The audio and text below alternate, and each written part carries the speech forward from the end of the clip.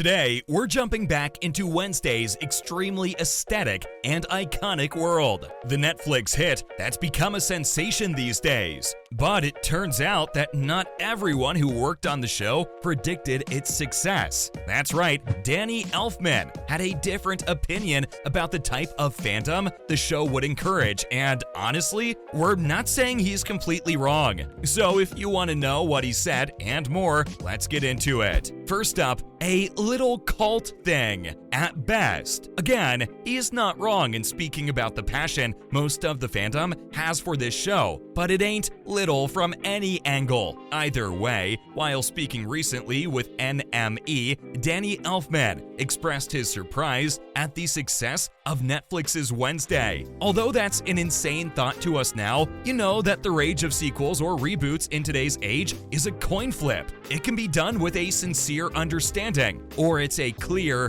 why not? We're not gonna name names here, but we're sure you guys know what shows are going in the second category. Wednesday, on the other hand, went above and beyond anyone's expectations and did it with a killer black lip. And still, Elfman admitted that he was surprised by this sort of reaction. We do get that, because this sort of intense support is gonna feel surreal for anyone. But you have to understand that, especially for him, anything was gonna be a surprise. See, when Batman was released, he was producing a cut that was so black on video that he couldn't tell what was going on half the time. And if that doesn't add to a man's confusion, we don't know what would. So his hope that this was a cult film at best becomes more and more valid. Though when the man ends the thought by commenting that whenever something good happens to him, he's surprised, you know he's part of the right series. Next up, why Elfman's work is right at home with this series. Well, other than the fact that this man more or less embodies Wednesday's calm, chaotic energy, his credits on some other pieces just make sense. First off, he made the soundtrack for the show in a collaboration with Chris Bacon. So already, we're off to a fantastic start, which is only followed up by his work on the dramatic moment in cinema that was Batman. And then we also go to our lovable goth, Edward Scissorhands. But that's not all. No, the man has worked on The Nightmare Before Christmas and more. So you can't tell us that he isn't well at home with this genre of extremely dark but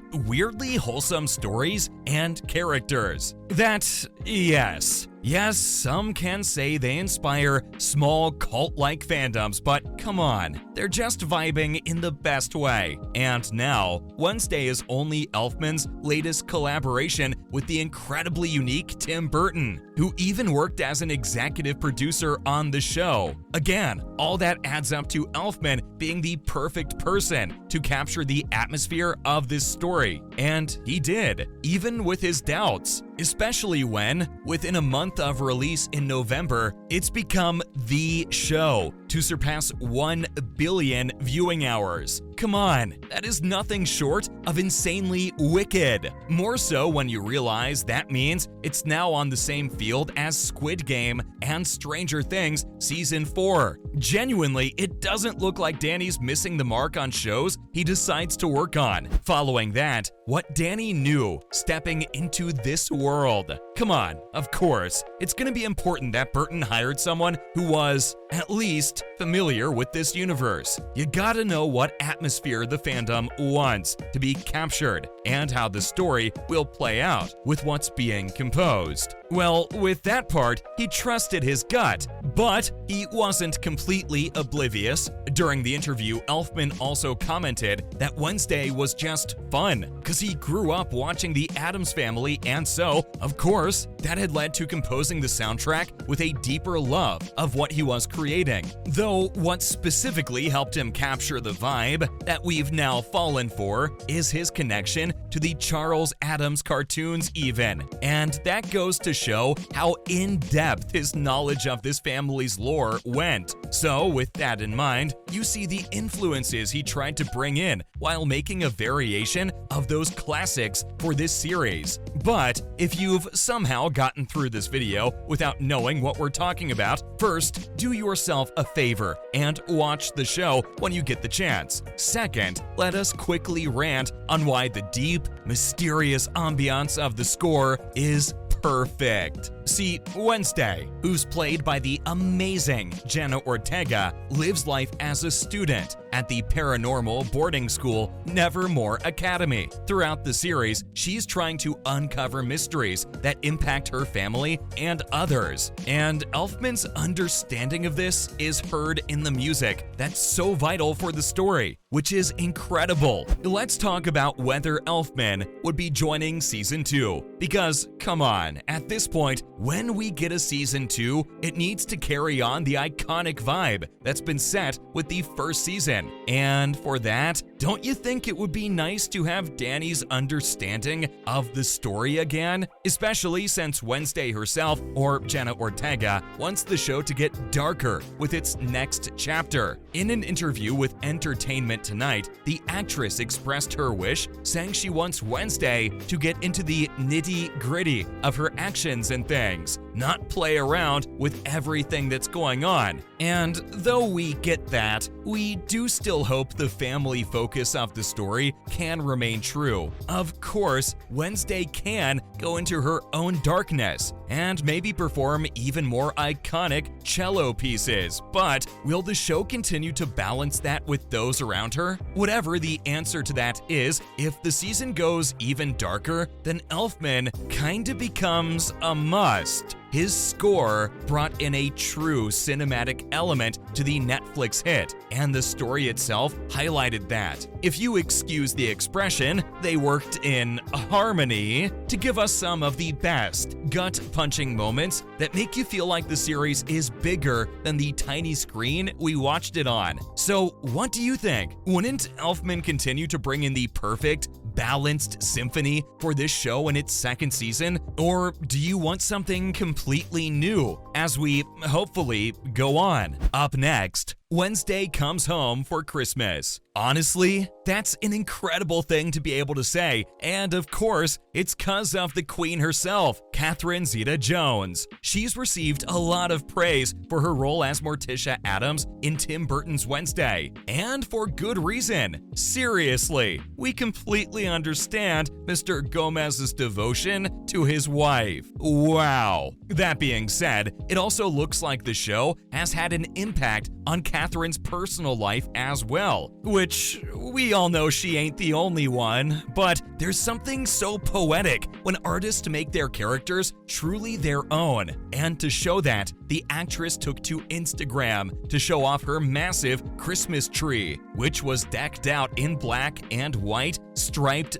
bows and wintry wreaths. Though if you somehow didn't catch it, trust us, it's one of the most elegant things we've seen. Catherine told fans that her tree has such a Wednesday feel to it, and we couldn't be happier for her making that achievement. She's truly just making the Addams family proud. So if any of you needed convincing of her passion for this project, here you go. But that's not all. She even added then, referring to Jenna Ortega's iconic comment from the show, that she's simply allergic to color. And genuinely, we would do anything for this queen. Thank you. Still, you tell us if any of you were inspired enough by the show to add its fantastic aesthetic as part of your Christmas. Also, the black and white was a theme this holiday season, because why in the world would you stop at just Christmas tree decor? No,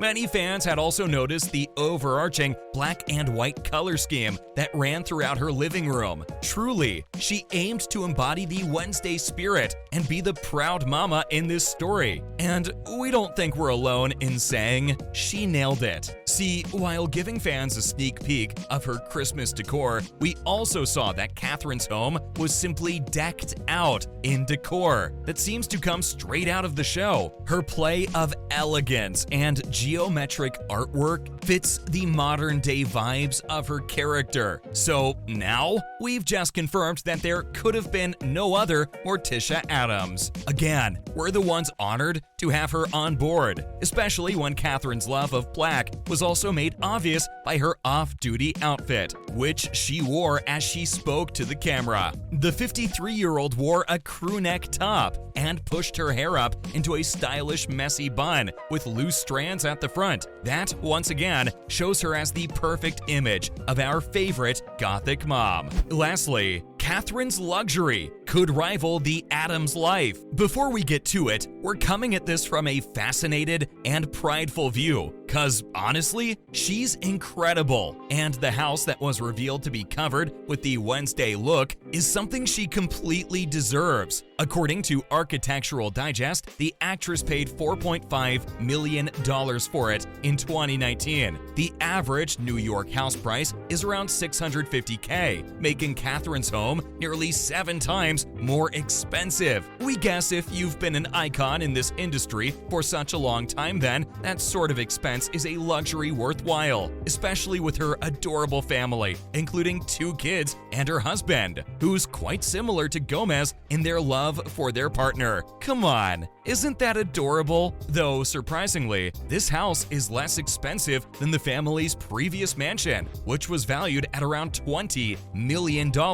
Perhaps they wanted this Christmas to be a bit cozier, but as we saw in the video, they didn't cut their costs in getting a gorgeous interior. Honestly, why would they? Especially when you've got the Morticia Addams under your roof. That's a wrap for this video. Let us know what you think of Elfman's predictions of the show's success and what you thought of Catherine's Wednesday Christmas theme. Was it a miss or an absolute miracle? Make sure to give this video a thumbs up and subscribe to our channel for more videos like this. See you in the next one.